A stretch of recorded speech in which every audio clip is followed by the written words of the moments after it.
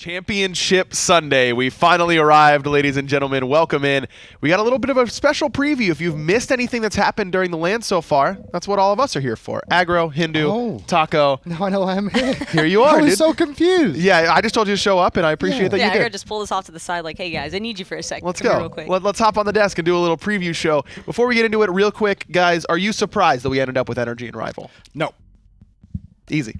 I mean, I think I might have been more surprised had it been an NAE final based off of what we saw from the quarters and semis. Biggest surprise was probably NRG beating Rival so convincingly Yes. in the last matchup. That was the big thing for me. I expected NRG to drop down to the lower bracket, but still be in the grand finals today. Well, they're in the grand finals, but they are on the winner's side, which means that they only have to win one best of 5 in order to take it home. Rival, on the other hand, they would need to win the first best of 5. That would force a bracket reset, and then we would do another best of 5, which Rival would, of course, need to win if they wanted to be crowned back-to-back LAN champions. Did see Deathwalker this morning, and I asked him how many games, and he was like, we're going all 10. 3-2, 3-2. Of course. That's what his prediction is. So I'm down. Strap in, ladies 10 and gentlemen. games of Smite, let's go. If we're doing 10, we're going to be here for a while, and that would be awesome. Well, this is what the bracket that happened on Wednesday. We had our international games 1 through 4. As expected, all the SPL teams played very well in those games and all found 2-0s. Let's start with match number 7, NRG Esports up against Space Station Gaming. This is the first time that we got a chance to see NA versus EU,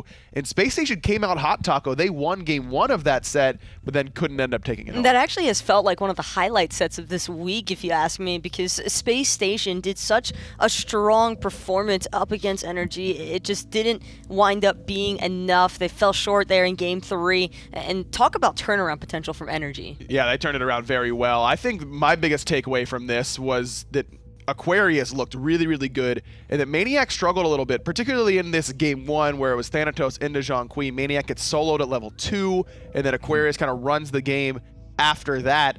maniaK has turned it around since then, but I think this does give me some sort of level of concern of going up against Deathwalker. Actually, not as worried as many people say. I actually feel that even though, yeah, maniaK may have looked like he had bad games, overall, he did his duty for the team. I mean, they've still made it through the upper bracket without being defeated. Certainly. So even if it looks on paper and like by scoreline he's not had a good game, he's doing the job he's there for. His KDA is probably going to be pretty ugly by the end of it all because we've mentioned it throughout the week. maniaK hasn't necessarily been taking the most favorable of laning matchups, but the fact is his performance throughout the duration of the team fights is what really stands out. The way he's able to constantly frontline so that Emil can freecast from the backline has caused so many different issues for a lot of teams. maniaK's also spent a lot of time creating space for this double auto attacker composition that NRG's running. You just saw highlights of game 2 where it was Yammyn on Artemis middle with a Chronos in the duo lane. Then he goes back to the Chernobog in the mid lane. I mean, this is something that NRG really prioritized, picking Fafnir early on and going for double auto attackers. Talk about NRG some more, though. I don't know which caster brought it up first, but the maniaK Demi situation, it's very, very similar. Was it you? It was me. Because, yeah, it really was the case where I feel like he's just fit into the role, and NRG have a certain play style. We've seen it over the years. Yeah, they've changed roster members, but they're still going with the same thing. They're still using maniaK in that role. Well, it's still clearly working out for them. NRG look like they've returned to form, basically, in how they were winning world championships. As for Team Rival, they went up against eUnited, another close 2-1 set victory, which would come back to affect a later round, as we'll go into in a little bit. But Rival up against eUnited. eUnited looked good at times during this set, but ultimately just couldn't end up closing it. I think the primary thing that we've really been able to take note of for Rival is that they are just so strong at knowing how to fight from a deficit. It doesn't matter if they're down 10,000 or 15,000 gold, like what we saw up against eUnited, they still have the capability of understanding when to take fights that will turn the game around for them. Something's wrong with Rival, though, overall, and I think they know it themselves. Something's just not right on the money where it has been before. It doesn't mean they're not going to perform well in this finals. I just think they're not looking as good as NRG. I think that's fair to say, but we can get into our predictions a little bit later on. I do think that this game, again, what should have been eUnited's game 1, but Rival played so well from behind, was able to battle back and take it. They have some questionable picks and bans. Game 2, they pick an Ao Kwong late into Circuit, who Yi already locked in for E United, and that pretty much was the nail in the coffin for minute 1. E United, honestly, against Rival is going to be one of those sets that we're going to get to see time and time again. As long as these two rosters stay together, this is going to become the new classic. You know, we've seen the classic of the old Space Station guys versus NRG every split. Well, we already know who's kind of winning that one with how the scorelines are there, but these two, E United and Rival, they are gearing up for, well, I'm looking towards Worlds at the next time these guys might meet, where we could see an amazing set between the two. I can't imagine a world where we get these two playing up against one another and don't get a really, really fun competitive option. I mean, we only saw one game yesterday, and that was kind of a blowout in Rival's favor, but E United, you know, if they had more opportunities, probably would have been able to make some adjustments in that spot. But, so EU moves on. They move on to stay in the winner's side as we head back to the bracket.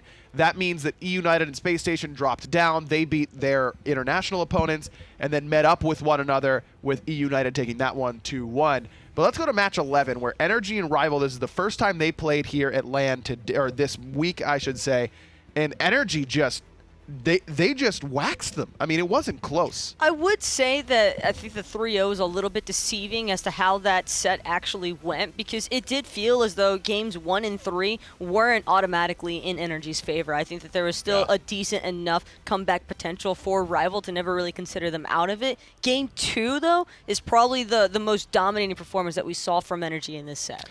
I think with how the season's going and how NRG are playing here, it's kind of like they've solved the issue that was Rival. Once upon a time, the strength of NRG was in a single best of 5. They could work out their opponents and work out how to break them down. They've done that to every single team except for Rival. Rival, the one they struggled with, and it's taken them a couple more games, if not sets, to be able to realize exactly how to defeat this Rival team. You saw it in the regular season. Rival will hold on to the fact that it didn't happen to them at LAN, but it just did. Yeah, Rival had NRG's number forever leading into this split, and then NRG, as you mentioned, online, they win both sets up against Rival, and one of them was very convincing. The other one was pretty close. This set, I mean, a 3-0, you're right, not every game was super easy. How do you thread that? But man, it's plays like that where Yammyn is really, really feeling it. emilitoo has another great set. EmilZy played the best we've seen him play in some time. The whole NRG squad has worked really well together. Yeah, they really have, and it's really put them into this position. It's very difficult, I think, for EmilZy at times to really feel like a standout member, because as a Guardian, typically you're the one absorbing everything. You're not always going to be able to survive some of the engagements. We saw heavy focus against EmilZy also in their set against Space Station, so that, I think, funneled a bit into why he seemed a little bit lackluster throughout the LAN. But after finally having a chance to really work his way in there on the Khepri, you could tell based off of his timing of those Scarab's Blessings, that's what makes EmilZy such an important role. It was really, really impressive what we saw from NRG in that set. That forced Rival down into the lower bracket where they faced off against E United.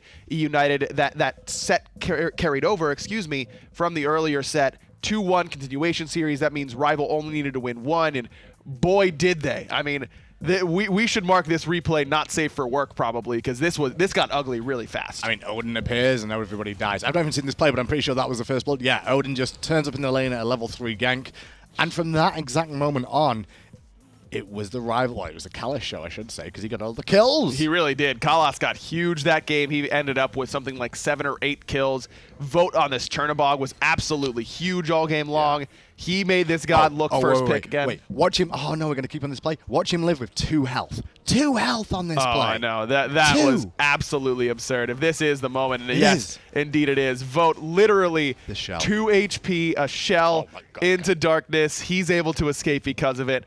And that just tells the story right there of how everything went wrong for E United. And whenever things are going that horribly wrong for you, it can be very difficult mentally, I think, to try and bounce back. And E United, they already felt like it had the world against them in a sense, because they had one chance to really come through. And I don't think that a Rival were really willing to gamble it this time. Well, that leads us to where we are today now, where NRG and Rival are going up against one another. Let's start talking about this team matchup and how we think it could end up going. We'll start in the solo lane. You called it. maniaKK has had maybe not the best score line so far this LAN, but has been very critical to what NRG have done. Precisely, and his job today will be, well, don't give up too much in that solo lane. He's going to probably lose a little bit if he gets focused out, but his major job is don't let Deathwalker go off. And Deathwalker on the other side, that is one of the primary win conditions here for Rival in this set. I wouldn't be surprised to see him maybe bullying out maniaKK a bit during the laning phases. It's all going to be about the team fight breakdown for me, though. I do feel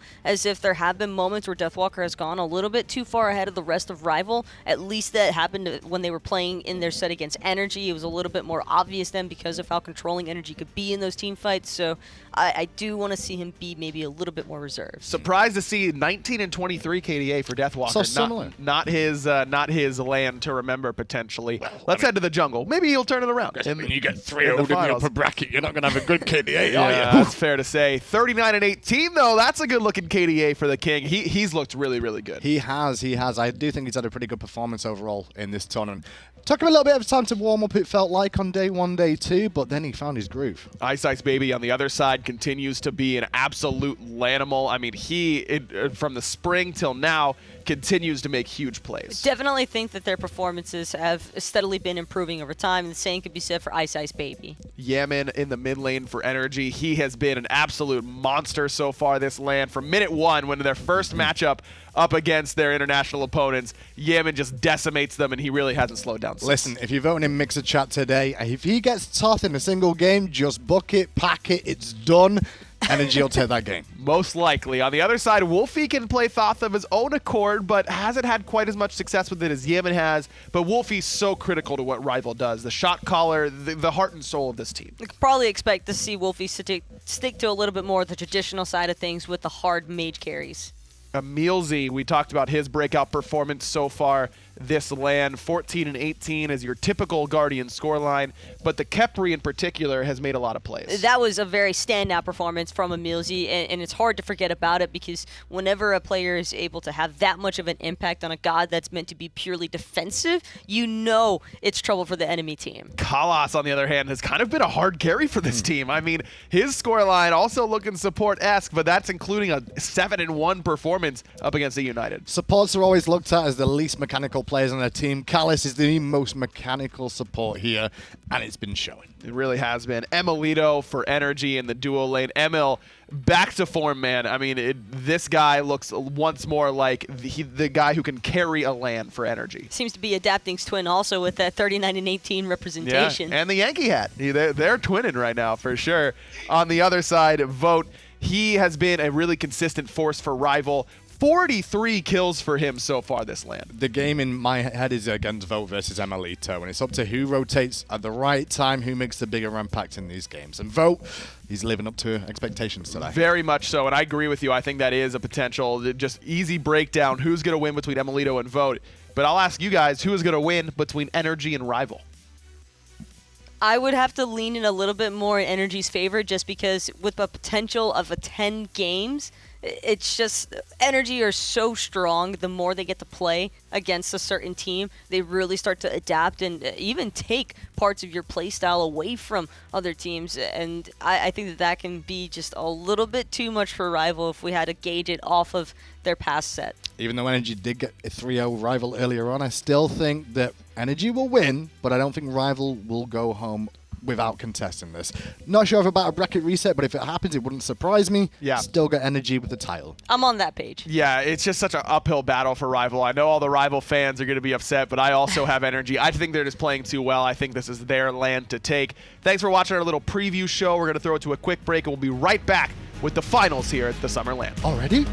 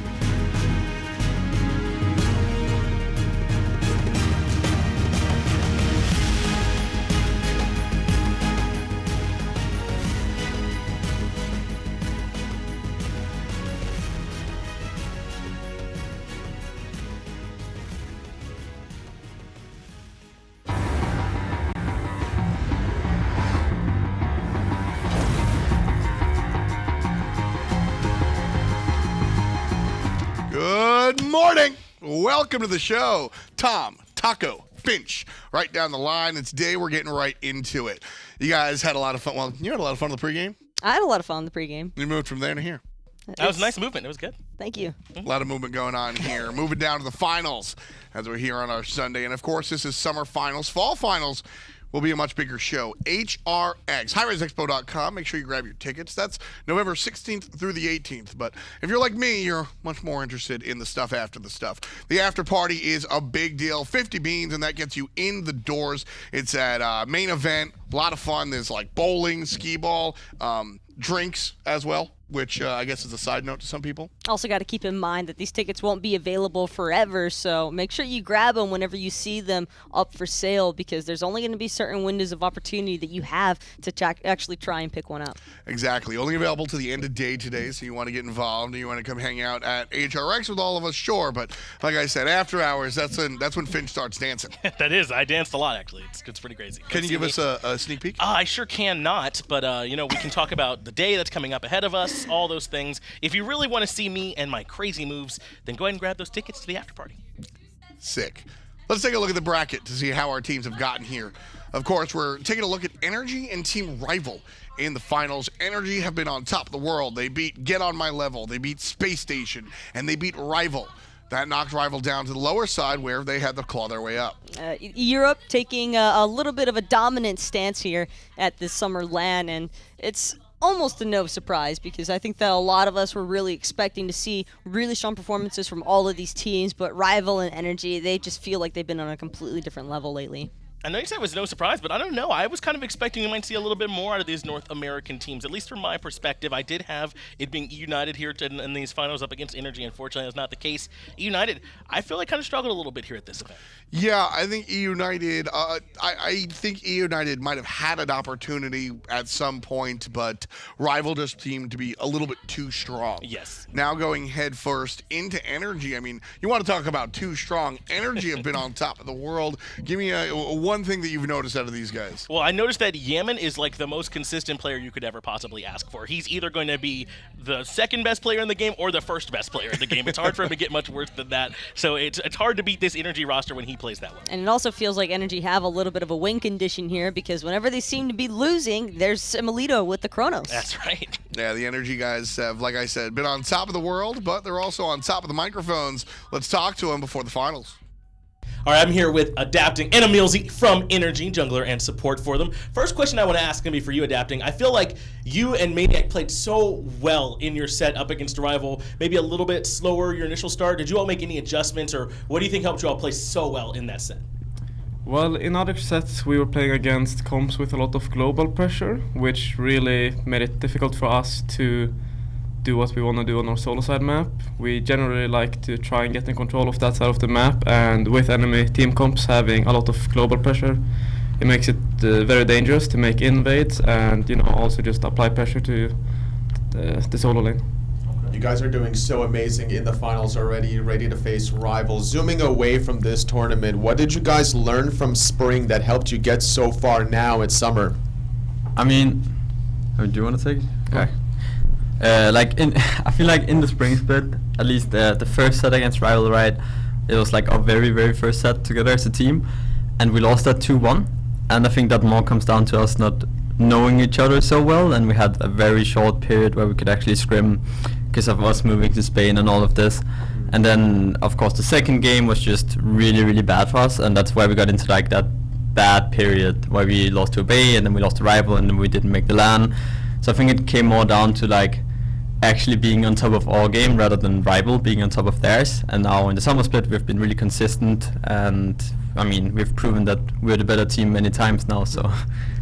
Well, you all had a really dominant set against them just now where you got that 3-0. Does that mean that you all are just feeling confident you can do it one more time? Or are you guys, forgetting that set, just going into this one fresh? Well, feeling confident for sure, Obviously coming off a 3-0 victory is always a great feeling. Yeah. But, I'm not counting them out, none of us are. We expect them to put up a very good challenge, and most likely a better challenge than last time. So, not expecting a 3-0, but I would expect us to win in the first set, yes. Out of all the teams here thus far in all the matches, has there been any surprises? in the metas or just results for you guys? I thought United would do slightly better than they have.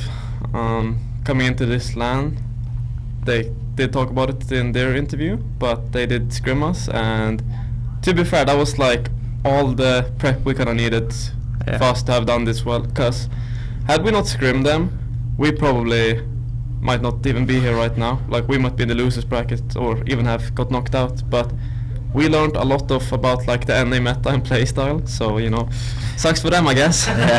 Well, between both the spring and the summer, both SPL and console, for whatever reason, the lower bracket team just seems to come back up. So best of luck to you guys in the rest of this tournament against Rival. Good luck. Thank you. Well, confident, I guess, is the way to say, both in the interview and Yammyn looks like it's a day at the beach.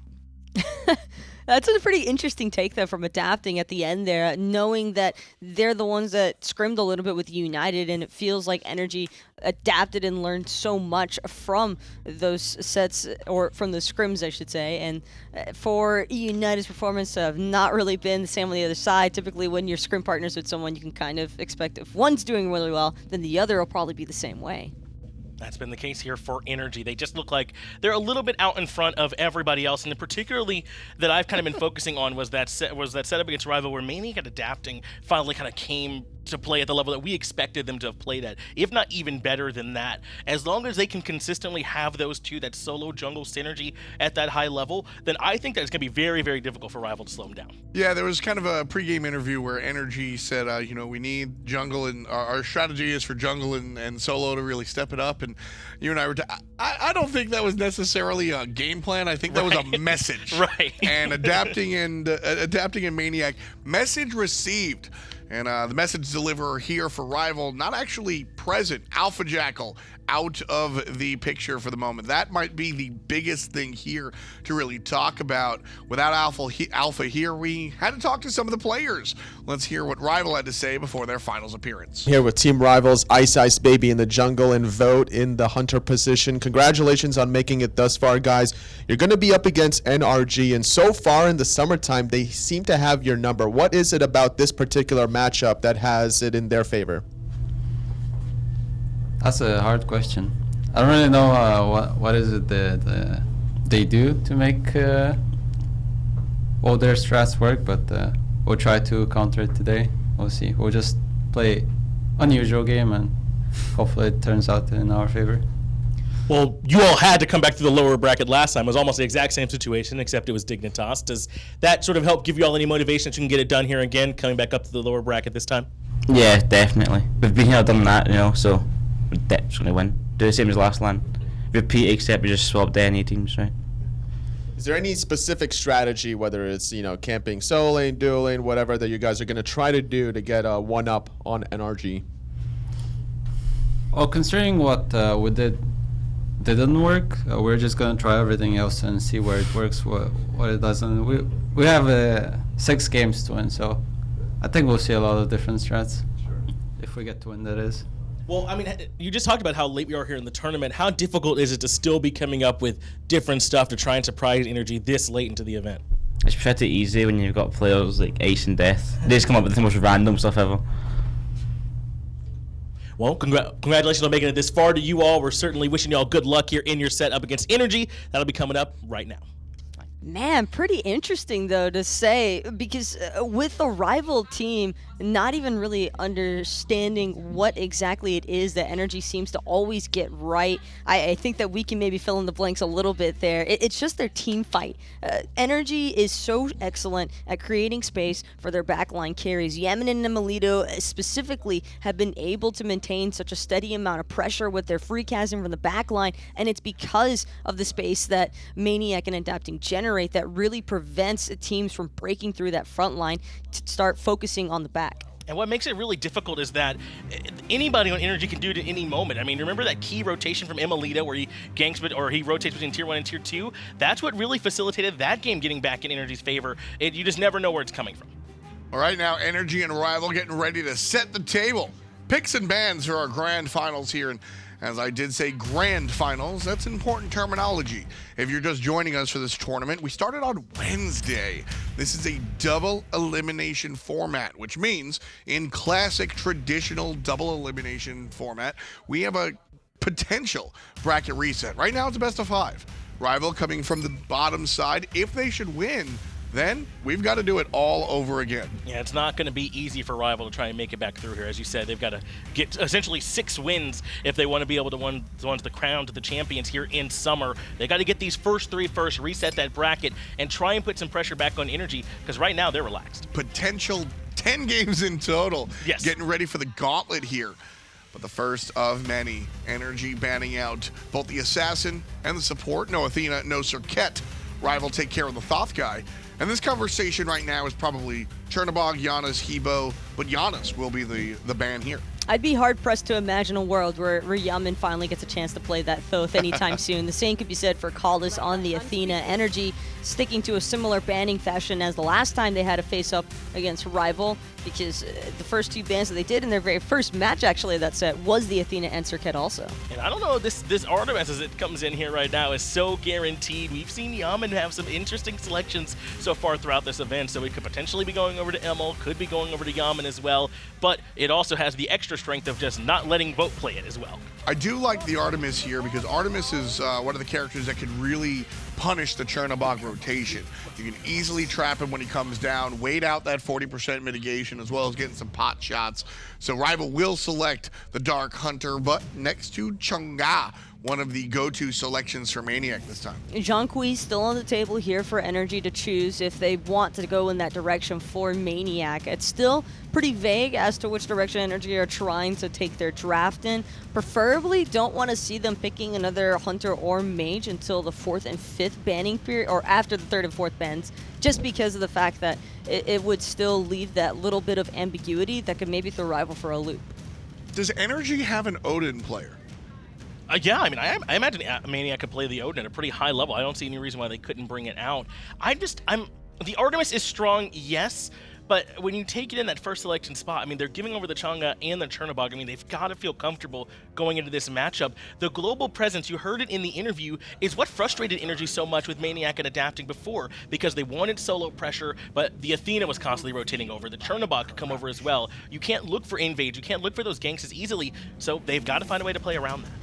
One thing that I really like that Rival have been doing, though, all throughout this line is their consistency with this double Hunter composition. A big thing that teams have talked about being such a struggle is that fighting into the European teams, they seem to do so well from behind. Double Hunter is only going to help facilitate that, because if NRG start losing in the team fighting position, then they'll just take up the split pushing stance, and with Artemis, Chronos, and a Fafnir, any structure is going to fall. Yeah, they should have no trouble having, if they need to, Emil kind of split pushing when there's fighting on elsewhere on the map. Yammyn could do the same thing, but the Odin coming out here from Rivals, real interesting to me on this one, because it does seem to make me think that they're worried that NRG might have picked this up later on. Go ahead and grab it for themselves. Make sure that Chang'e's a little bit safer. Plus, with the Artemis here, I mean, the Chronos, unless the rewind's outside, he's relatively trapped. This is a strong pick for them and helps protect that Chang'e.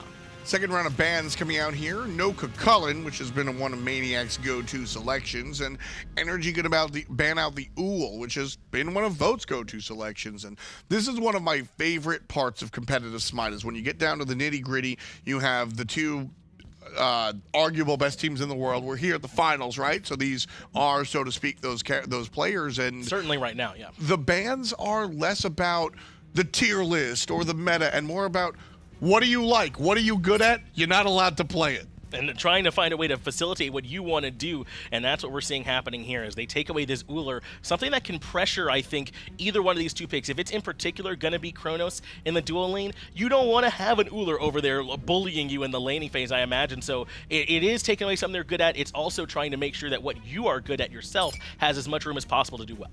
The ROM ban coming out from NRG, again, something Vote likes to play, and Vote has been very potent. Not just this tournament, but pretty much all year long. Rival banned out the Daji, and this is very interesting because I had said that adapting Daji was kind of lackluster when it came down to really impacting the game. But watching that VOD back, the ultimates were really important to strip the CC immunity away from the key members on the enemy squad. It looked like his damage was low, but his impact was certainly felt, and Rival definitely taking note. Another large note about the Daji pick is the fact that Chernobog and Chang'e, sure, they might have excellent ways to avoid the Powwow, but that same can't be said for Odin. And if you want to be able to have steady engagement or steady initiation potential from your Odin, you can't afford to have this Daji constantly pulling him out of the action, or even just having the Daji to force actives and abilities like Chang'e's Moonlit Waltz or Dance to make sure that she gets that immunity during the team fights. It's very annoying to try and deal with, because then you don't have those cooldowns for the rest of the abilities out of energy. Very, very true there. Something I want to note about Odin that I think all three of us kind of took for granted but haven't really told the audience, that's Iceice's Odin, right? Not only because we see the Chang'e, who's been very successful in that short side, but Iceice's Odin is a flavor pick, but it's a personal pick. He's been crushing with this Odin since the beginning. And it's something that he likes to play aggressively, and I don't just mean in terms of ganking, I mean in terms of where he wants to position on the map. My man has taken your back harpies while you're somewhere else. So this pick shows for me that Rival are not looking to sit back here in this game one, even though it's a best of 5, and yes, you can lose a couple. They're trying to come out of the gate swinging. The Raijin signals that to me as well, because they get energy to ban a couple hunters, and now they're able to pick up a very strong mid lane mage.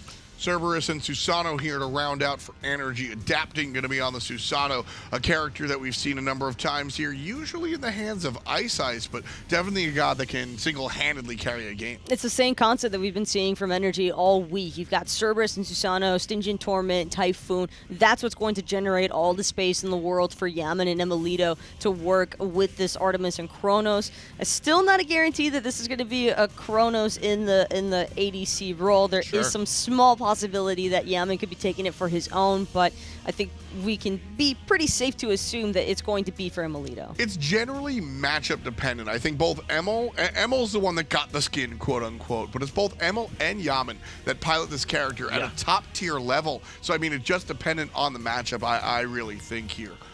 I like this Bacchus hovering from Rival, the interrupt potential that a Bacchus could bring, and more importantly, preventing Chronos from having the chance to go into the rewind with that belly flop. And if they pick this, if they actually grab it, I actually spoke to Collis in between games, and I said, you got anything left, anything special to pick? And he goes, Bacchus Sunder is the truth. So I think that might be what we're seeing coming out of the gates here from Rival, as they do lock that in with their last selection. Be on the lookout for Collis to pick up that Sunder. And this might be a little bit more of a minimal factor, but even the Intoxicate, when you have double hunter compositions, you need pinpoint accuracy. Intoxicate completely takes away from that. That's a huge, that's a very, very big point there. Bacchus, of course, with some anti-heal, but that's really not going to come into effect much here this time around. But yeah, we've seen the Sunder come out this tournament. Polar Bear Mike tried it, not his patented Blink Sunder that we're used to seeing in the casual modes, but it was Rival that stepped forward and kind of did it first here. It was the Athena taunt into the Sunder that we saw from Rival support Collis,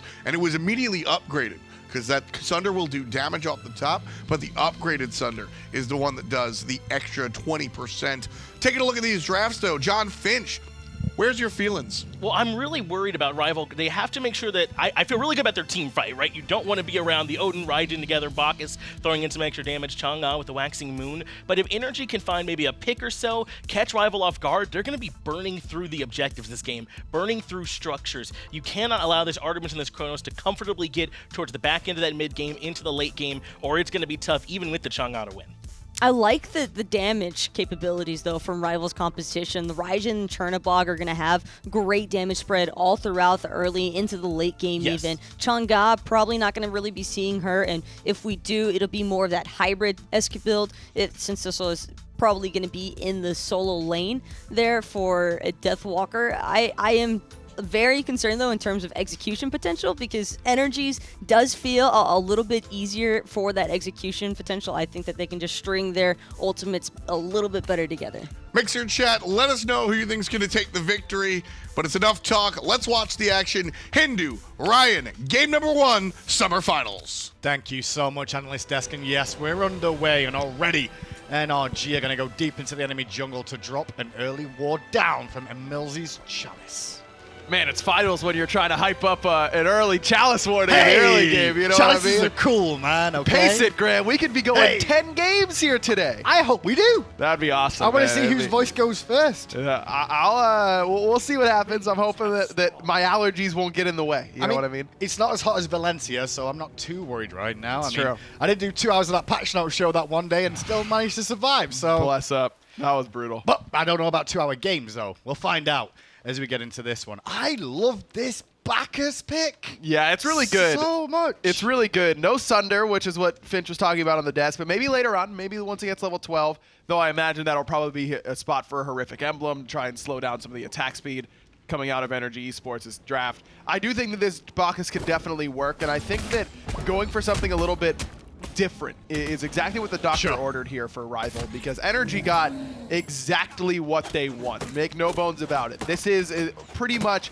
close to the dream comp. The Susano is at a Ratatosker maybe, but that's because of the Odin pick. Those are really the only spots where I think that NRG feel like we could have gotten something better. Other than that, 4 out of 5 and even the 5th of that Susano is really, really good for adapting. Now, one thing about this Bacchus pick is the Intoxicate. Now, with auto attackers, you have to have pretty good aim. And if you're drunk, it makes it quite a little bit trickier to be able to land those basics. It is. It's a good representation of how it would feel to auto attack if you were actually drinking. Not that I would know. This NRG actually favored here by a hefty margin. Good hammer from emilZy, just keeping the pressure on boat, but no panic at a Rival just here. Keep an eye on those relics too. You can see it's going to be the Phantom from emilZy here. A little bit worried about the iceicebaby. We saw what he did on that Odin yesterday against the United with those early level 2 rotations. And I think that's why emilZy may have this Phantom. And honestly, that's huge right away, just to get that this early on, because you're forcing him to go away from an upgraded sprint at level 1, which would have given a lot of kill potential to the dual lane of NRG. I mean, Chronos, as soon as he hits level 3 and has access to accelerate, he's got serious kill potential in that lane. Level 2 for iceicebaby. He's going to go to NRG's back harpies here. On the right-hand side, though, Adapting going to return the favor and take away the back harpies on the right-hand side. Because at the moment, it's just farming between the two. A little bit of skirmishes, but nothing too much to write home about. I would have liked to see iceicebaby actually wrap underneath there. That was right in between mid waves. You could have gone between tier 1 and tier 2 tower. You know that Adapting's going to try and strip away your XP camps because he knows that you're going to his backs. So that's a free XP that I think Ice could have taken, but that's really dependent on Wlfy calling where Adapting and Yammyn are, because you can't take a 2v1 in that spot. But Ice really wanted to back and not get towards his boots, but instead get tier 2 of Transcendence. So he's really worried about his power level in the early game. He's going to try and do as much damage as possible is when he first gets that cage opportunity. Yeah, it does give some cooldown too and helps to clear the camps and put that early game pressure on a little bit more so. But it does make him susceptible to a lot of damage. He won't be as tanky as he would like to be at that stage, but I'm sure he will invest in some defensive options as the game continues. Witchblade probably on the table, maybe even something like a Runic Shield to decrease the power of emilitoo and of emilZy and maniaKK, but we'll have to wait and see. Ice is likely going to go for a little bit of power early on with that Transcendence and then transition into maybe even a Void Shield something later on. But you got to take advantage of where Odin is going to do the actual damage. He's not going to do damage forever because of his scaling, so you need to take advantage of the burst that he has early. iceicebaby taking the advantage of that blue buff on the right-hand side, and will strip that away from maniaKK, who's going to have to deal with this Chang'e without his blue buff now. Left-hand side of the map, Adapting is on now, taking away the back harpies. It seems the junglers are dancing a dance around in circles in the jungle at the moment. Not looking to fight against one another quite yet, and I think that that's smart by Adapting to not want to fight up against an Odin at this point. Not only is this where Odin can really do the bulk of his damage, but this is where Susano is at his weakest. Pre-level 5 really doesn't bring quite that much in damage or in CC, so Adapting really has to get to level 7, 8, 9 before he can start going mano-a-mano with something like an Odin. Slight hesitation there from NRG in those oracles, and because of that, it allowed Rival to walk in and take them away. Right under the nose of NRG. Junglers will meet on the left-hand side of the map to find out there's nothing up in NRG's jungle now for iceicebaby to take.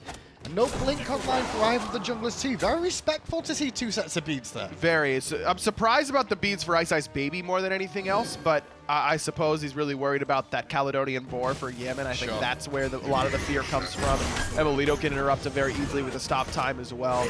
And going back to that little bit of hesitation from NRG, I think that's really smart that they're just playing around their composition. Even though that they had the better positioning and the better opportunity in that exact situation to get those oracles, they're playing Artemis Chronos. 2 out of the 3 gods there were Artemis Chronos, some of the latest game gods in Smite right now. So why try and push a fight that, yeah, you've got good positioning for, but your gods aren't really equipped to handle at this point. It's showing really understanding of the way their composition plays, and they're not letting the moment get to them. At the moment as well, both the supports just took a trip back to base, so equal in terms of builds now. One with reinforced shoes for Callus. More surprised by that because normally he's the aggressive type, especially playing a Bacchus and EmilZy. Cooldown boots, obviously. You want those hammers up as often as possible. Yeah, that is pretty surprising actually from Callus. I would have definitely expected cooldown boots from him, but he's going to take a lot of poke. Maybe Callus is worried about the CC chain, and so he's really looking for the CCR from that item. Look at this. Big grouping on this right-hand side. Callus has made this rotation, as has EmilZy to keep pace. But Rival recognizing the blue buffs down and not going to continue that pressure there, or at least looking for it. Instead, back to farming we go. An upgraded shell early on for Callus. I mentioned that it wasn't that Sunder, and I think that this is a pretty good pickup for him because upgraded shell gives you those 2 block stacks, and against a hunter composition, will he need 2 block stacks in the early game? Yeah. Probably not, but there will be a moment when he's level 9 or 10 that he really wishes he had those block stacks, so it's about investing it early where you won't really miss it. It's tucking it away in the 401k. You never knew you had it, so but it'll be there for when you need it. You'll be surprised at the end. So at the moment, look at the experience difference. Bit of a difference there. You can see Vote has a bit of a lead over emilitoo, but that's because Callus is down a level and has given it a little bit more free form in that duo lane. So those Transcendents already stacking up nicely for the Chernobog. And now he's level 7. He's in that position to be able to start rotating to a fight that may happen.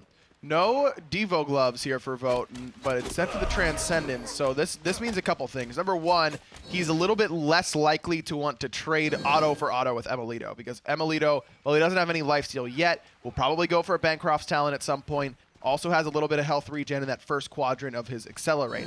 However, this does also mean that Vote has true 100-0 potential and can burst down this Chronos before that rewind goes off. So so it makes him play differently in this lane, where he doesn't want to try and trade autos all the time or trade abilities all the time with emilitoo, but it does give him a much better opportunity to actually find kills in that lane instead of just treading water, which is the way you want to play against Chronos. If you're both just hanging out until level 18, you will not match him. maniaKK on this right-hand side was looking to contest this blue buff, but with iceicebaby showing up, maniaKK's just trying to waste some time if he can. Keep eyes on iceicebaby. Nice little paralyzing spit, just to check his, his range, make sure he's on the mark, and that certainly was. Interesting that Iceice, so he finished the charged Morningstar, so he gets to Transcendence 2, and then goes full boots, not rushing that Transcendence. It's an interesting style of build as Callus gonna go right in, looking for Yammyn, the all-on commit, but the Aegis saves his life for the second, but iceicebaby does find first blood. Wlfy, though, has to beat and get away, but still, here's adapted to clean up iceicebaby. Callus still under trouble here, nice and a beautiful stun out of maniaKK's gonna drop the fat man down, unless he gets to Deathwalker and finds a meditation. What? Callus might be out here. maniaKK could catch him and look at Adapting's pathing as well. Belly flop should be coming up soon here for Callus, and Adapting's beads are already down. Belch will stop him game pulled, and that was really important from Callus. So smart. Recognizing his abilities and knowing what they do, just not being able to pull, but EmilZy, he wants it. He really wants it. Stun, not quite gonna land. No ultimate for Deathwalker. He used it on Adapting earlier on, and that did force Adapting's Purification bead, so it's a 1-for-1.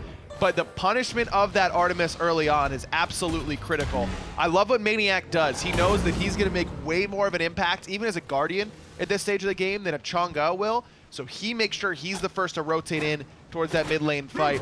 But I love the all-in commit onto the Artemis. If you can set that Art mid behind, Sheaf starts to feel like a bad pick really quickly. And when we're talking about that little skirmish and that 1v1 that ends up trading out ever so slightly in Rival's favor, just look at that tier 1 tower in the duo lane.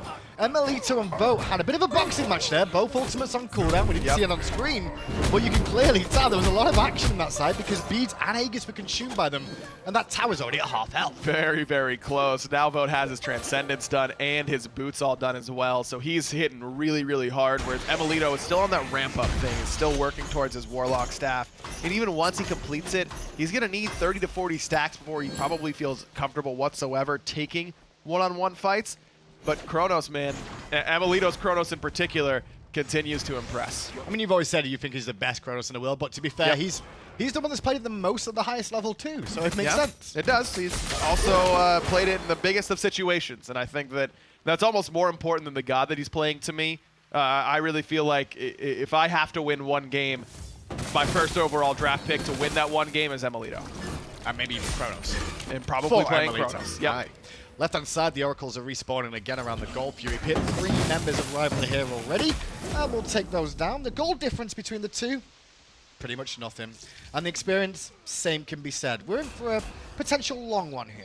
This is European pro play at its finest. They like to slow it down a lot of the time. They like to play for the mid to late game, and they like to have one big team fight that decides the game. But look at what Wlfy has in his inventory. What is that purple thing? What is it? An early Doom Orb, something that we haven't seen Season somewhere. 1, hello? Clumsy D is losing his mind about how excited he is. But I think this item is actually pretty underrated right now. It's really cheap, 1,700 gold for 70 power, which is already a lot.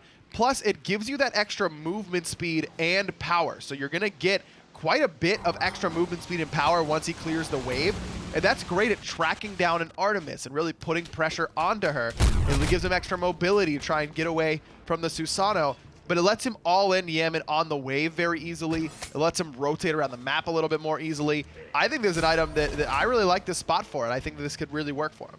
And we'll see how that works out for him, because Rival have been very well known before for bringing these items into the meta where people haven't seen them for a long time. We saw him do the Shaman's Ring on the Poseidon, was one of the first ones to do that. Now the Doom Orb on the Raijin. It's just that Raijin's one of those guys that second item can feel really awkward, because there's nothing you really want in that second item slot. Shamans can be one of them. Early Spear of the Magus really works out for him pretty well. Gem of Isolation doesn't feel very good in that second item slot because it's a weird power spike. And so he's kind of had that gap in the second item slot. Doom Orb fills it perfectly because it's a good item that gives you good stats, but it's also not expensive. It's not a big investment. It's a good tier 1 starting item, which is very important for your second item, what you're going to go for. I think it really fits. Blue buffs are available, and that's why you'll see both the junglers on this right-hand side of the map. maniaKK and adapting, just looking at trying to keep off Rival from starting this up, and look at the pressure in mid lane though at the same time. Adapted, gonna make iceice use the shield defensively, and the buff is taken down, secured. But now this pressure onto Deathwalker. Big commit onto Deathwalker. Waxing Moon only stuns one. Votes here as well to join the fray as EmilZy leaps away from that Raiju. Emil has also made the rotation. He was on the way early in order to get here this quickly. Heavy rotation from Rival and NRG, but nothing really happens to it until that flop from Gallus. EmilZy has to drag it. Yammyn's trying to juke around. The ball comes into play to slow them down, but Yammyn's still trapped in the ring. Gets a window as it falls, and still 1-1. Wow, did EmilZy hold his Phantom that whole time? He did. That is phenomenal patience. Because if you see an Artemis trapped in a ring, I'm getting her out of there as soon as I can, but great patience to wait it out. Rival going to try and utilize this little window to go straight for Gold Fury, and NRG wants nothing to do with it. They're just a little bit too low on resources. Rival will take gold. NRG will take Pyromancer. Rival's fine with that trade. Smart trade from NRG, though. Like you said, the health bars, but not only that, the positioning of their team. They were not going to get there in time to stop that Gold Fury. So play it safe. Yes, we lose some gold to the Gold Fury, over the Gold Fury being worth a little bit more than Pyromancer, but at least we find something and it's not available for Rival to continue to get a lead. Yeah, but Rival got red buff as well after that. So that's Gold Fury's already worth more than Pyromancer at that point, and then you take away a red buff as well. That's certainly in Team Rival's favor. And that experience is where I'm really going to want to see now, because the gold is still marginally in the favor, but is the experience any different? No. Nope. So in the grand scheme, it's not doom and gloom for NRG. No, they feel very confident with where they are because their late game team composition is just filthy. I mean, it's so good. Chronos, probably the best late game god in the entire game, save for maybe Kali. Yammyn playing Artemis, one of the best late game hunters for sure. They've got great control with the Cerberus. I think that Fafnir is probably considered the best late game Guardian because of how long he gets to stay in that dragon form and gets so much value out of his abilities when he's in that. adapting one of the better late game assassins in Susano. I mean, literally every god, I'm like, yeah, that's good in the late game. How is Rival going to deal with that? iceicebaby just bird bombed at emilZy. emilZy needs some help here. Going to get the ball. The ball hits Wlfy first, then Callus. And iceicebaby getting 1v1 by adapting because of it. That's forcing Wlfy to jump in, though, and make sure he bangs the drum on Adapting's head. But it's not enough to bring him down just yet. Man, Wlfy did a lot of damage there. maniaKK keeps the chase going. He has Stygian Torment available as Vote. Has to use the Purification Beads. He'll try to turn it around and did good damage to Yammyn, but he gets stunned now by emilZy. maniaKK under pressure on the right-hand side at the same time as Vote Aegis is now on cooldown. Round the back comes maniaKK. Into the wall goes Vote. Vote jumps out, but still maniaKK on him as Wlfy does finally pick down the dragon. And not just the dragon, the pooch is dead too. Can't 2 get him. kills. 2 for 0, but emilitoo on this left-hand side is getting a lot of farm, and it's not just a tier 1 tower, it's not just minions from golden XP, it's those warlock staff stacks as well. So very relevant that he's able to stay in lane, but Vote comes over and makes a huge impact on this Chernobog. Vote continues to be a great land performer. Just about every time we see him come to land, he pulls out something that looks nearly unstoppable. So far in this lane, it's been the Chernobog. Really felt like NRG were trying to force the situation, knowing that iceicebaby just used his bird bomb, went aggressive on him, but the support from Rival is something you expect from a potential World Championship team. Yes, very, very much so. And look at already what Deathwalker's been able to do on this Chang'e. Top of the player damage charts. Not a particularly tanky build so far, Voidstone and Lotus Crown, but a resilient one that he can really brawl with you and still do very relevant damage. And I think that full tank Chang'e, well, it's appealing to the Chang'e player because they never have any threat of getting killed. They don't do as much as you really need your solo laner to do. This build from Deathwalker will allow him to frontline and to heal and to deal damage and to survive pretty easily. Good start from Rival overall, though. Coming into this set, they need to find 3 games in this first best of 5, and if they do that, then they get another best of 5. NRG, though, don't want to let that happen, and Deathwalker under pressure. The Moonlit Waltz will not keep you alive now. Waxy Moon on cooldown. iceicebaby to the rescue. Ooh. Just a little too late. Jetstream was up there for adapting. That does get him through. Player made walls, so it works out there for the Odin cage. Great communication, though, between adapting and maniaKK to not overlap their critical CCs. When Siphon or Stygian Torment gets a kill in that spot. So the worst thing they could have done is to overlap those abilities, and that's got to be communicated. I'm going to do this first. You wait until the 2 is down. They make it look easy. Tell you what, just look at the levels of those 2 support players. The junglers are barely ahead of them. Support's one of the roles that you generally see slip behind further and further, but 2 world-class support players means they're going to keep pace more often than not. Well, it's very easy for a Fafnir to stay ahead in levels or around the same in levels. I was trying to give him credit, man. Don't call him out like that. Well, no, he's still playing it You're well, right, but right. you toss Coerce on a laner, you start walking towards the other side, and sometimes you get 2 for 1. emilitoo steps up, avoiding the dunk from Callus, but he can't avoid the basics from Vote.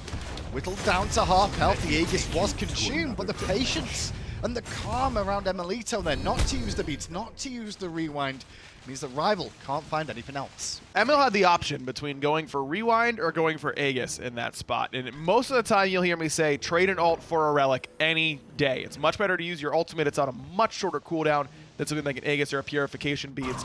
But rewind is kind of in a class of its own because it does such different things compared to most ultimates that I think there are situations where I'd rather have my Aegis down than my rewind, and emilitoo decides that he'd rather have that option up. Especially with it sitting at rank 2, the only thing that changes as you level up rewind is that cooldown gets reduced. So sitting at 90 seconds, he doesn't have any CDR in the build. He'd rather hold on to that cooldown and kind of live without the Aegis. I mean, when you think about it, too, the one difference between the Aegis and this is the fact that that will reposition you. Yes. An Aegis will only buy you a moment, and if you're in a bad spot anyway, it may not help you out. Particularly for Odin Cage, because rewind can take you out of Odin Cage, whereas Aegis, you survive for an extra second in the Odin Cage, but you're still locked in. So 1 for 1 on those left-hand Harpies. Wlfy has respawned and Ward Wars may begin. Rival just dropped his sentry and cleared things out. And all 5 members of Rival are over on this left-hand side. maniaKK just went back to base, so he does have the teleport available. As Wlfy is already at half health. Man, both doing a lot of damage to it. ML gonna step up, throw out him. Wayward stun, not a lot there, but Wlfy already beats it. He's probably dead. Yeah, chased down by an absent on the backside. Deathwalker tries to come with Callus, but a beautiful orb implement from the Portuguese powerhouse maniaK. Sets up adapting for a double kill. emilZy's dragon is in a lot of trouble, but iceicebaby, the panda, is in trouble more. And adapting, he's panda hunting right now. iceice gonna blink away as Vote forced back, and maniaK right on the precipice of getting this kill onto Vote. Aegis was good, great juke, but maniaK won't let him escape. NRG get 4 for 1, and who cares about the Gold Fury when you've got Fafnir, Artemis, and Chronos? That's a Fire Giant composition if everyone's alive. iceicebaby is the only one here to contest this. He will have his bird bomb up, but the question is, do they sense it? The bird bomb does a hell of a lot of damage. It has the chance to steal this. emilZy's gonna see him. emilZy's got him in his sights, and look at this, stops DPS by Rival. Instead, they'll chase him out. emilitoo goes back towards Fire Giant with the steal potential gone. NRG will get the first Fire Giant of the set. Thought about they'll get the Pyromancer too. Rival are barreling down here to try and slow them back in. But iceicebaby is hung around just a second too long. maniaK has smelt blood and the dog wants his bone. The problem is that the lady is right here, Chang'e, to slow him down, and now the whole of Rival are gonna collapse. maniaK has been left for dead. Bad mistake. That is a bad mistake, no doubt about it. He's gonna use Stygian Torment, but it's only delaying the inevitable. iceice is the one to punish the dog. Now, Gold Fury goes down in the meantime for NRG. They would have gotten this Gold Fury anyways. It's not like maniaK created space for them in this spot. maniaK basically just gifted Rival in a little bit of extra golden experience in a tier 1 tower. And that means that they will get this tier 1, maybe if to pressure the tier 2, because the one on the left-hand side will fall down here. Only Vote left to defend. Adapting to pressure the mid lane at the same time. The call from Rival is, do we take the tier 2 in the right, or do we fall back? It looks like Kalas will fall back, but still 2 members there. Problem is, it's a Raijin and a Chang'e. They're crushing this tower for 55 combined. Bananas do not do that much damage to towers, that's what we know. Apparently not. You know what? Lore accuracy right there. I mean, pretty accurate, yeah. So with that, it's 6-4. Fire Giant found the waste of energy. They've pushed this to about a 5,500 gold lead at the moment. And with the Fire Giant on 4 members, they can start looking towards some of these outer towers now on the other side of the map, because the left-hand side is all dealt with for now. I don't think it's worth trying to get a Phoenix on this first Fire Giant.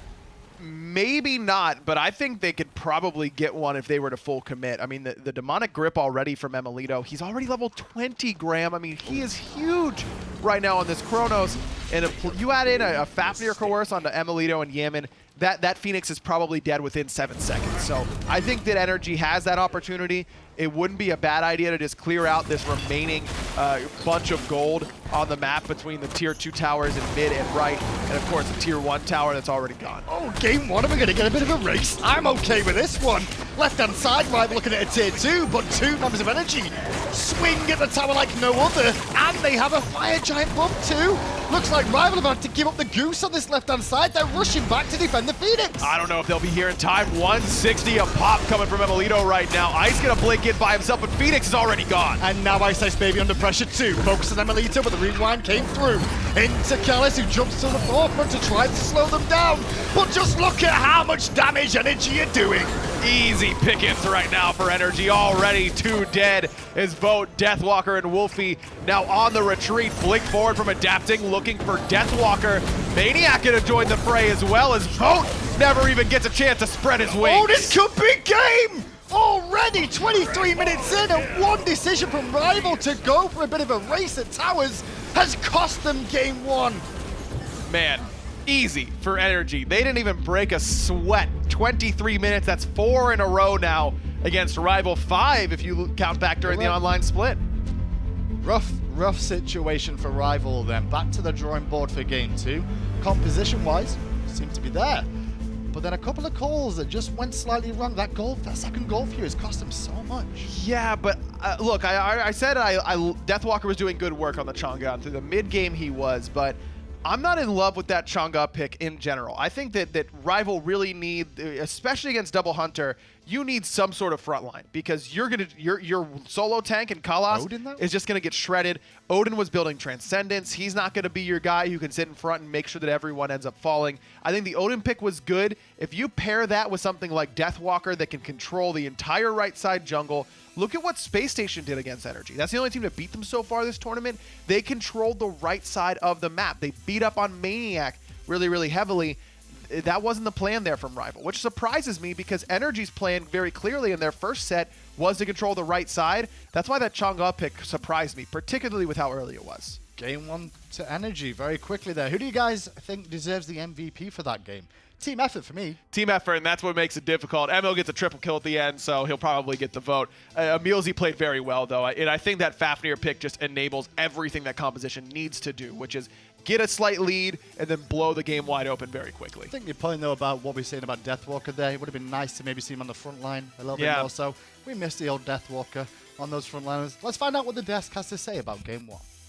Well, I've got a couple of things to say, but honestly, not all that much. NRG are looking fantastic. They're on fire, and frankly, this could be a 10-game set. I don't think it's going to be a long day, Finch. No, NRG looked incredibly strong in that game from what I saw, and it came down to me to a couple things. Taco and I were talking about it. One was that Yammyn was able to survive. He was kind of the main target, I feel like, from iceice's Odin cage, and he was able to consistently either get out or only be the only thing that fell. And then that fight around the Gold Fury went so heavily in NRG's favor, Rival really never had a chance after that. And like we were discussing, the only real level disparities that took place were right around the 14-15 minute marks. You saw Yammyn trailing behind Wlfy there, level 12 to his 14, and it felt like for a moment Rival might have been in control of that game, but Yammyn's continual ability to survive throughout all of that burst damage aggression from a Rival, it just left them falling short because they really only had that Odin cage to try and work around. Like Aggro was talking about, there wasn't a whole lot of frontline capability here for Rival. They were kind of depending pretty heavily on Callis to be this huge interruption factor, and that just never really came to play. When it comes down to it, Yammyn just continues to impress. He's able to come through and just carry the game when he needs to, but he's also able to just be this sort of guy where he can be the martyr, the pariah, if you will, right? And he can sort of take everything on the shoulder. Interesting to see both sides of the game come out from Yammyn here. emilitoo, though the heavy lifter, like Ryan said, the triple kill towards the end, he's going to earn the MVP, or thanks to Mixer Chat. And watching this one, I mean, really what it came down to is a little bit before 20 minutes, we saw NRG get about a 2,000 gold lead, and that was the end of it. That's all they needed was 2K. They hit the fire giant, and then they hit literally everything else. A lot of times, some of these engagements aren't happening up until the 20-minute mark, and that's where it really fell apart for Rival. They take one bad engagement, and it all goes south for the team. NRG managed to get off a few successful picks. We've only got iceicebaby left to try and defend into that fire giant pit, and you know what NRG do?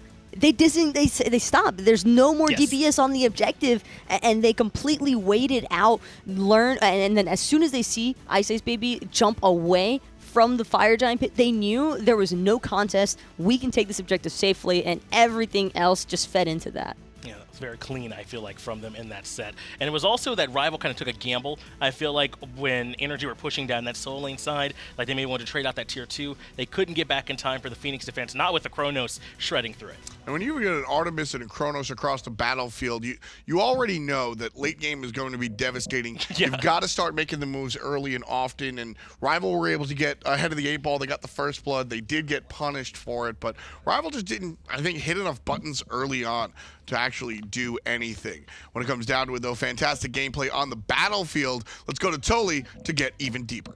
Thank you so much, F. It's going to be me breaking down a very specific play in this game. It was so tied between these two teams.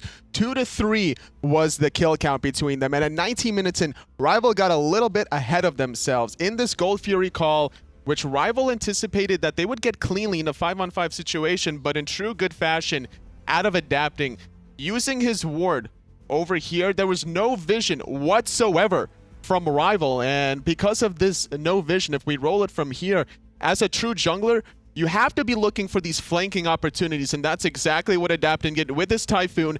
Yammyn using his ultimate as well, ping-ponging every which way, and then this rest of the fight, there was nothing because of the great ultimate also out of maniaKK that just pulled everybody in this little area, and as a result, all this AoE damage out of NRG just broke down a Rival's core. NRG continued to get the Gold Fury, they continued to get the Fire Giant immediately after, and the rest of the game was just history. The tied game that was at 19 minutes was just dominated by NRG. Thank you so much for your time, and it's going to be thrown back to the desk. Thanks a lot, Conciliary Totally over there on the breakdown. Fantastic stuff. Love to see that second level analysis. And something else that I really enjoy about what Tolly brought up is the fact that Adapting was the one who made that huge flank. I feel like every single time we see NRG engage into these prolonged team fights, there is at least one member that tends to come around from the side, and that usually ends up being emilitoo, specifically on the Chronos, or Adapting as the jungler. And I really like that NRG are so willing to spread their damage or their carries in this way, because it is a pretty risky maneuver, but it's a chance that they're willing to take. Yeah, just